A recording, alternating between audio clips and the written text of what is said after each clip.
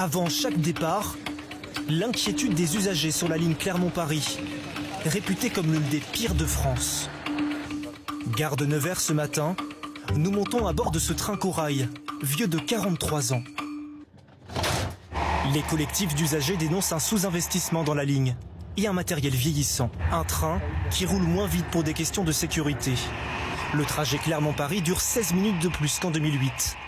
Et selon le collectif des usagers, une fois sur 3, vous risquez d'arriver en retard ou de ne pas arriver du tout, à cause des annulations. Cet avocat se rend régulièrement à Paris et anticipe chaque trajet, quitte à bousculer son agenda. Dans la mesure du possible, je pars la veille parce que je veux pas, ça m'est déjà arrivé d'arriver avec 4 heures de retard en audience et c'est très inconfortable. Tous les passagers ont en tête la nuit cauchemardesque du 3 janvier dernier. 600 voyageurs bloqués pendant près de 12 heures à cause d'une locomotive en panne. Une crainte plus vive encore pour Gilles Mélan. À cause de son fauteuil roulant, il dit subir la double peine au moindre retard. La plupart des gens vont sortir un peu si on est arrêté dans une gare, on peut aller se dégourdir les jambes sur le quai, faire un tour, éventuellement acheter quelque chose ou autre. On ne peut pas être déchargé en fauteuil roulant dans des gares qui ne sont pas équipées ou accessibles.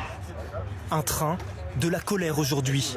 140 élus et chefs d'entreprise sont montés jusqu'à Paris pour demander plus d'investissement. Ils se sont retrouvés gare d'Austerlitz avec les passagers d'un autre intercité sinistré, la ligne Toulouse-Paris. Le gouvernement a annoncé un meilleur remboursement des voyageurs pour les gros retards et un renforcement des opérations de maintenance.